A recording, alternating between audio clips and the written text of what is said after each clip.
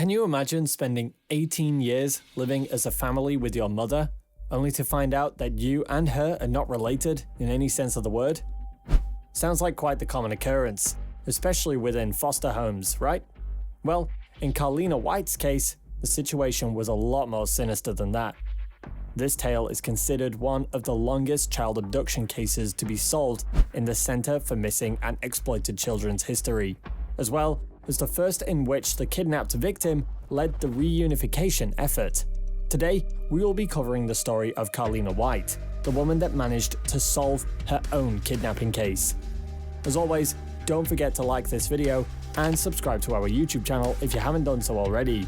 Make sure to press that bell notification button as well in order to ensure that you will never miss a single one of our uploads. Without further ado, let's dive into the story. Carlina White was born in 1987 to hopeful parents, Joy White and Carl Tyson. Carlina was only 19 days old when she was abducted. Jay and Carl had brought their newborn daughter to the Harlem hospital after she had developed high fever and an infection. Within a few hours of their arrival, Carlina White was smuggled out of the hospital by a woman named Ann Petway. After the incident, the police conducted their own investigations in order to make things right, as they reported to several sources that Ann Petway had been loitering about the hospital facilities for a considerable amount of time before the kidnapping took place. According to the reports, she was dressed up as a nurse and even interacted with Carlina's parents when she arrived at the hospital. The hospital staff discovered the disappearance of Carlina White in the morning of August 4th, 1987. The only eyewitness was a security guard who claimed to have seen a woman matching the description of Ann Petway leaving the hospital at around 3:30 a.m. Far away from her biological parents' reach or influence, Ann Petway named Carlina Nedstra Nance with the nickname Nettie. They lived in Bridgeport, Connecticut, alongside her own mother. Carlina had commended on Ann during interviews, claiming that while Ann was somewhat distant as a mother, she was still a responsible caregiver. In her own words, "I'm not going to say she was the best mom I ever had, but she did what she had to do to make me who I am," she said. "She was strict, but she was cool. All of my friends used to say she was a cool mom." Seeing as Carlina, or Nettie as she was known back then, had a rather normal childhood alongside Ann, what prompted Carlina to find out that she was kidnapped at such a young age? As Nettie reached the age of 18, she had already been harboring suspicions. After all, it was abundantly clear to her that she bore little to no physical resemblance to Petway. However, the first thing that really brought the issue to light was when Nettie got pregnant at the age of 18 in 2005. As a new mother, she was excited at the prospect and knew that the government provided free services for mothers like her. However, she needed her birth certificate in order to obtain health insurance. When she inquired Ann for it, Ann simply shook her off, claiming that she will take care of it. However, time passed as Nettie grew tired of waiting. She went through Ann's belongings and found a document with her name and birth date on it. When she visited the Connecticut Bureau of Vital Statistics, the clerk couldn't find any records under her name and birth date. When Nettie pressed the clerk, claiming that there must have been some mistake, a nearby supervisor ended up accusing her of trying to obtain a false identity. They even threatened Nettie, claiming that she will be arrested if she keeps attempting to pass the documents that she had as identification. Unbeknownst to Nettie, the situation caused the Bureau to flag the case to the state's Department of Children and Families. As time passed, the Department of Children and Families ended up calling up the house to inquire Ann about the documents that Nettie provided and to clear up the confusion.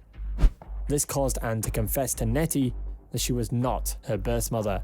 However, the lies and deceit continued, as she then claimed that she was abandoned at birth by her actual parents. Nettie wanted to question Ann and ask her to elaborate, but Ann refused to provide additional information. This only caused Nettie to grow more suspicious. As she gave birth to a beautiful baby girl named Samani, she also spent the coming years searching for stories of kidnapping in the Bridgeport area. By 2010, Nettie was 23 years old, and she lived in Atlanta. After having no luck searching for cases in Bridgeport, she decided to expand her search as she looked for cases outside of Connecticut. She spent countless months on the internet searching for cases until she came across a picture of a baby that had been abducted in 1987 on the National Center for Missing and Exploited Children's website. What made this particular picture stand out? The young baby in the picture closely resembled Samani, her very own daughter. After some internal conflict and encouragement from Anne's sister, Cassandra Johnson, Nettie decided to call the National Center for Missing and Exploited Children's hotline number in December 2010.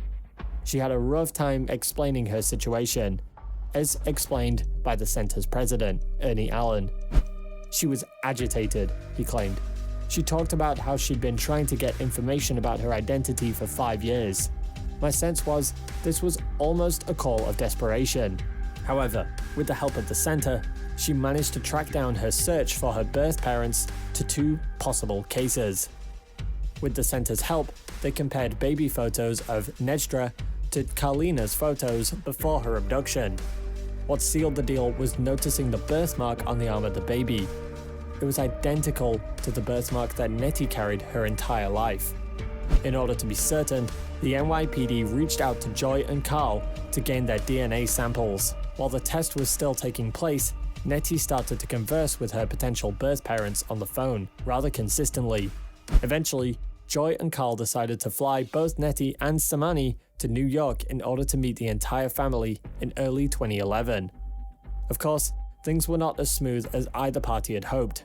It turned out that conflict was on the horizon at each and every moment of Nettie's stay in New York. While Joy had her motherly love as she constantly showered her, Karlina, with love and affection, her conversations with Carl were more awkward. However, they both showed their gratefulness and love as much as they could. Even with all the setbacks, Nettie was hit with important news on the very same day that she was about to board a plane back home to Atlanta. The NYPD contacted Nettie in order to let her know that the DNA analysis was completed and that her DNA matched Joy and Carl's. The news had already broken when Nettie reached Atlanta. Various media outlets had extended opportunities for her to fly over to New York again in order to have the story covered. However, it became abundantly clear that Nettie absolutely hated the attention. "I feel complete," she said, but internally, she wasn't feeling the same. "We were in front of this camera. They were telling us to kiss on the cheeks and hold hands. This ain't even me, you know? You know what I'm saying? We didn't even get to do this on our own yet, so why are we doing it for these people?" Nettie had also claimed that she had plans to revert to her birth name, but she could still go by the name Nettie on a casual basis. She claimed that this was because the name Nettie was something that she gave to herself. It was not a name that was provided by either the White family or the Petway family. Nettie had not been seen in the eyes of the public since late 2011, and good on her in that regard. She can finally give herself and her family the normal, attention-free life that she always wanted. Of course, we cannot forget about what happened to Anne.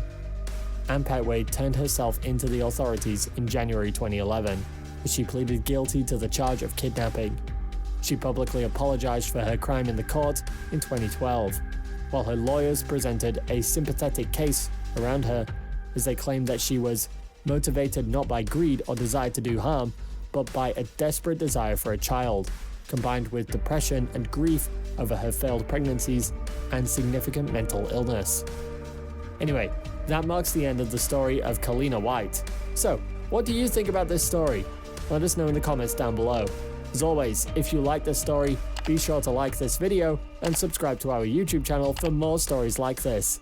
Be sure to share this with your friends as well. Thank you for watching, and we will see you next time.